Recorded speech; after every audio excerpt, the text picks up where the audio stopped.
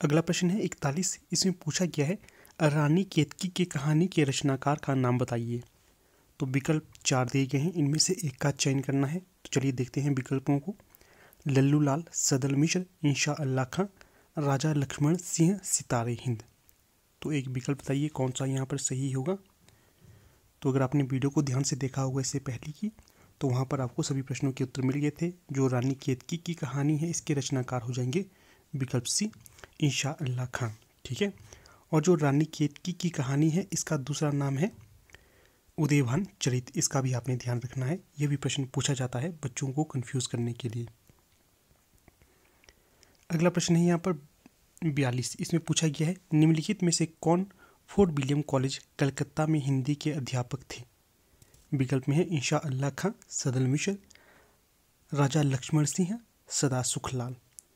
तो 42 का सही विकल्प का चयन करें।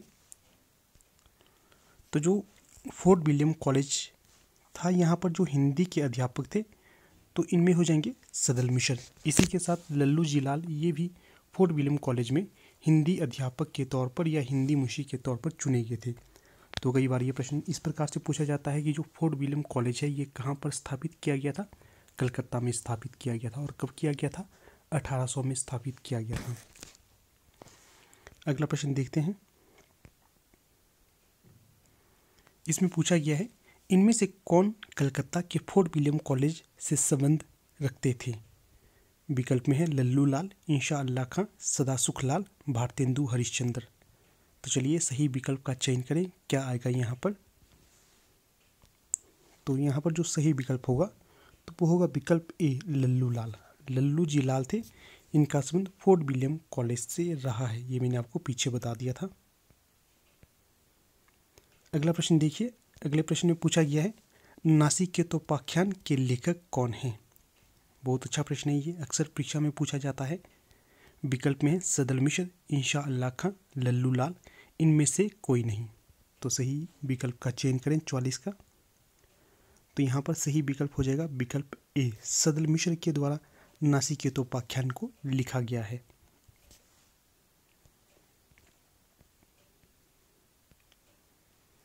तो फिर से रिपीटेड प्रश्न है ये वाला 45।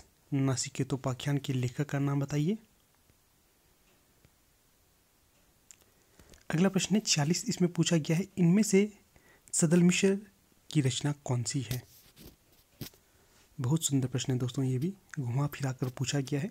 रानी केतकी की कहानी, प्रेम सागर, सुख सागर या नासिकेतोपाख्यान।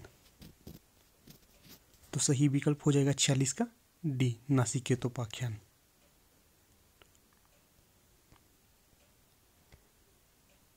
अगला प्रश्न है उदयभान चरित के लेखक कौन है बताइए। तो ये प्रश्न रिपीटेड है, पहले मैंने आपको बताया था और ये प्रश्न टीजीटी परीक्षा 2002 में पूछा गया है। विकल्प में है लल्लू लाल, सदल मिश्र, सदा सुखलाल, इंशा अल्लाह खां। तो सही विकल्प कौन सा हुआ उसका आपने चयन करना है। तो यहाँ पर सही विकल्प हो जाएगा उदयभान चरित के लेखक का नाम इंशा अल्लाह खां हो जाएंगी। तो उदयभान चरित का दूसरा नाम क्या है? रानी केतकी की कहानी। अगला प्रश्न है 48। इसमें पूछा गया है सुख सागर की रचना किसने की है। विकल्प में है सदल मिश्र, लल्लू लाल, इंशा अल्लाह खां या सदा सुखलाल। तो 48 का जो यहाँ पर सही विकल्प हो जाएगा तो वो हो जाएगा विकल्प डी, सदा सुखलाल के द्वारा सुख सागर की रचना की गई थी। तो वीडियो के एंड में आपने बताने हैं कि आपके कितने प्रश्न सही हुए हैं। अगला प्रश्न है 49। इसमें पूछा गया है सुख सागर का विषय क्या है। तो जो सुख सागर है इसका विषय यहाँ पर पूछा गया है, इसका विषय क्या होगा। विकल्प में है शिव पुराण के प्रेरक प्रसंग, गीता के प्रेरक प्रसंग, विष्णु पुराण के उपदेशात्मक प्रसंग या इनमें से कोई नहीं। बहुत सुंदर प्रश्न है दोस्तों, इस तरह के प्रश्न अभी पूछे जाने लगे हैं और ये प्रश्न पीजीटी परीक्षा में पूछा गया है। तो जो 49 का सही विकल्प हो जाएगा तो ये हो जाएगा विष्णु पुराण के उपदेशात्मक प्रसंग इसमें लिए गए हैं सुख सागर में। और ये किसकी रचना है? सदा सुखलाल की रचना हो जाएगी ये। तो यहाँ पर थोड़ी सी व्याख्या दी गई है, व्याख्या को देख लेते हैं। डॉक्टर नगेंद्र अपनी पुस्तक हिंदी साहित्य का इतिहास में लिखते हैं कि मुंशी सदासुख लाल क्या है, मुंशी सदासुख राय निसार, नियाज नहीं, इन्होंने निसार माना है, जिनके नाम से सुख सागर शीर्षक ग्रंथ का उल्लेख प्राय सभी इतिहास ग्रंथों में किया गया है। सुख सागर शीर्षक किसी ग्रंथ के रचयिता नहीं है, अपितु सुख सागर इनका उपनाम था। विष्णु पुराण या भागवत का मुंशी जी ने पद्यानुवाद किया था। इनकी अन्य 2 रचनाएं, गद्य रचनाएं अवश्य प्राप्त होती हैं। कौन कौन सी? सुरासुर निर्णय जो निबंधात्मक रचना है, सज्जन दुर्जन का विवेचन इस पुस्तक में किया गया है, और वार्तिक जो इनकी दूसरी रचना है, जिसमें बाबा दयालुदास के ध्रुव पदों का भाष्य संग्रहित किया गया है। तो ये डॉक्टर नगेंद्र के द्वारा कुछ परिभाषा दी गई थी, इसका भी आपने ध्यान रखना है। अगर हो सके तो स्क्रीनशॉट लीजिए या कहीं पर इसका नोट अवश्य करिए। तो यहाँ पर जो अक्सर परीक्षा में पूछा जाता है तो वो ये प्रश्न पूछा जाता है कि जो सुरासुर निर्णय ये किसकी रचना है, तो ये हो जाएगी आपकी सदासुख लाल की रचना। डॉक्टर नगेंद्र इसे, जो ये रचनाकार है, इन्हें सदासुख लाल नहीं सदासुख राय निसार कहते हैं, इसका भी ध्यान रखना आपने। यहाँ ये देखिए जो रचना है इनकी सुरासुर निर्णय, ये इनकी रचना है और ये निबंधात्मक रचना है, ठीक है। इसके पश्चात जो इनकी तीसरी रचना मानी जाती है तो ये वार्तिक इनकी रचना है। इसमें जो बाबा दयालुदास है इनके ध्रुव पदों का संग्रहण किया गया है, ठीक है, इसका भी ध्यान रखिए, ये भी महत्वपूर्ण है। अगला प्रश्न पूछा गया है यहाँ पर, भाषा योग विशिष्ट के लेखक का नाम बताइए, कौन होंगे ये? विकल्प में है राम प्रसाद बिस्मिल, रमाशंकर वाजपेयी, राम प्रसाद निरंजनी या इनमें से कोई नहीं। और ये प्रश्न टीजीटी में पूछा गया है। आपको बता दूं, जो टीजीटी का यहाँ पर तात्पर्य होता है, जो अगर आप एचपी से बाहर जाएंगे तो वहाँ पर एलटी ग्रेड के लिए टीजीटी मान्यता प्रदान की गई है, ठीक है ना। तो ये टीजीटी होता है बाहर एलटी की तरह। तो जो भाषा योग विशिष्ट के लेखक हैं, बहुत अच्छा प्रश्न है। तो यहाँ पर जो सही विकल्प हो जाएगा 50 का, तो वो हो जाएगा विकल्प सी, राम प्रसाद निरंजनी का ग्रंथ हो जाएगा भाषा योग विशिष्ट, महत्वपूर्ण ग्रंथ है। तो यहाँ पर भी थोड़ी सी व्याख्या दी गई है, व्याख्या को देख लेते हैं। भाषा योग विशिष्ट के लेखक राम प्रसाद निरंजनी हैं। ये ग्रंथ संवत 1768 में लिखा गया था। इसमें रामचंद्र शुक्ल ने खड़ी बोली में लिखा गया बहुत साफ सुथरा ग्रंथ इसे बताया गया है डॉक्टर रामचंद्र शुक्ल ने। देखिए पहले तो याद रखना है आपने, जो भाषा योग विशिष्ट है किसका ग्रंथ है? राम प्रसाद निरंजनी का है। और इसका रचना काल कब का है? संवत 1768 के आसपास का इसका रचना काल माना जाता है। और किसने इसे खड़ी बोली में लिखा गया बहुत साफ सुथरा ग्रंथ माना है? तो ये माना है आपके रामचंद्र शुक्ल जी के द्वारा, ठीक है ना। ये तथ्य आपने याद रखने हैं, कई बार परीक्षा में ये तथ्य पूछे जाते हैं। अगला जो महत्वपूर्ण तथ्य यहाँ पर है, अब तक पाई गई पुस्तकों में भाषा योग विशिष्ट सबसे पुरानी है, जिसमें गद्य अपने परिष्कृत रूप में दिखाई पड़ता है। आगे है, इसे रामचंद्र शुक्ल ने खड़ी बोली का प्रथम गद्य ग्रंथ माना है। और अगला है, इसकी भाषा गुरुमुखी लिपि से मिलती जुलती है। तो यहाँ पर कुल 3 तथ्य दिए गए हैं और सभी महत्वपूर्ण हैं। जो यहाँ पर सबसे ज़्यादा महत्वपूर्ण होगा तो वो हो जाएगा आचार्य रामचंद्र शुक्ल इसे खड़ी बोली का प्रथम ग्रंथ मानते हैं। बहुत बहुत ज़्यादा महत्वपूर्ण है ये वाला, इसे नोट करिएगा, महत्वपूर्ण है। अगर कई बार ये प्रश्न पूछा जाए कि जो भाषा योग विशिष्ट है इसकी लिपि किस लिपि से मिलती जुलती है, तो ये गुरुमुखी लिपि से मिलती जुलती भाषा है इसकी, भाषा योग विशिष्ट ग्रंथ की, ठीक है। चलिए अगला प्रश्न देख लेते हैं। अगला प्रश्न है 51, इसमें पूछा गया है योग वशिष्ठ के लेखक कौन हैं? तो अभी पीछे मैंने बताया था आपको, विकल्प दे देता हूँ। राजा शिव प्रसाद, सितारे हिंद, राम प्रसाद निरंजनी, राजा राम मोहन राय, सदल मिश्र। तो ये प्रश्न भी पीजीटी परीक्षा में पूछा गया है 2009 की। तो यहाँ पर जो सही विकल्प हो जाएगा तो वो हो जाएगा विकल्प भी, राम प्रसाद निरंजनी का ग्रंथ हो जाएगा ये भाषा योग विशिष्ट। इसे शॉर्ट में योग विशिष्ट भी कहते हैं, पूरा नाम इसका भाषा योग विशिष्ट है। अगला प्रश्न है यहाँ पर 52, इसमें पूछा गया है खड़ी बोली की पहली रचना कौन सी है? बहुत सुंदर प्रश्न है और बहुत महत्वपूर्ण प्रश्न है ये वाला।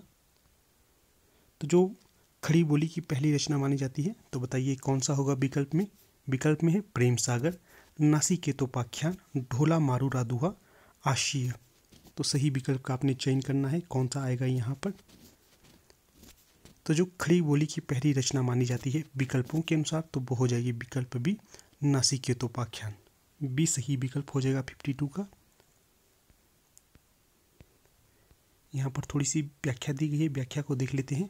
केंद्रीय हिंदी निदेशालय ने अपनी वेबसाइट पर हिंदी का उद्भव शीर्षक के अंतर्गत खड़ी बोली गद्य की पहली पुस्तक, जिसका प्रकाशन 1623 ईस्वी में जटमलकृत गोरा बादल की कथा का उल्लेख किया है। केंद्रीय हिंदी निदेशालय के अनुसार आधुनिक प्रथम गद्यकारों में सदल मिश्र एवं लल्लू लाल दोनों शामिल हैं, जो फोर्ट विलियम कॉलेज कलकत्ता में एक साथ गए। वहां सदल मिश्र ने 1803 ईस्वी में नासिकेतोपाख्यान की रचना की तथा 1805 में लल्लू लाल प्रणीत प्रेम सागर का प्रकाशन हुआ। अतः आधुनिक गद्यकारों में नासिकेतोपाख्यान खड़ी बोली की पहली रचना मानी जाती है। ठीक है, ये इसकी कुछ व्याख्या रही है यहाँ पर, तो हो सके इसका स्क्रीनशॉट लें या फिर इसे नोट डाउन करें।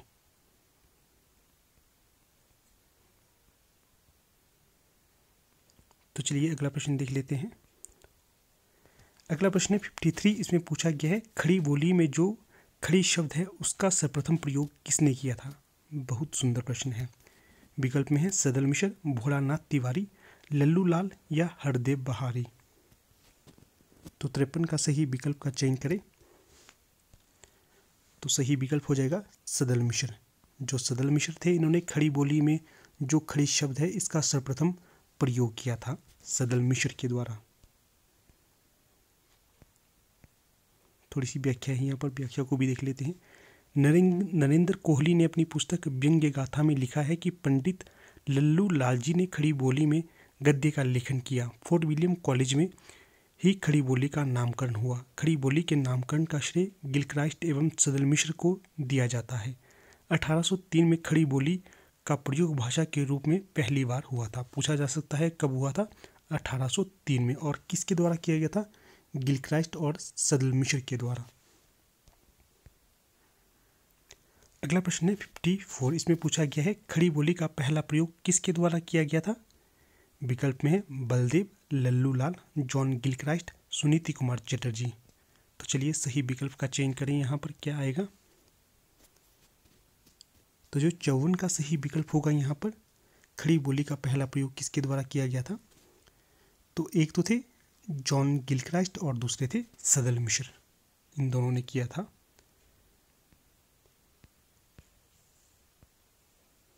अगला प्रश्न है यहाँ पर 55। इसमें पूछा गया है आधुनिक हिंदी साहित्य के इतिहास में राजाद्वय के नाम से विख्यात दो रचनाकार कौन से हैं।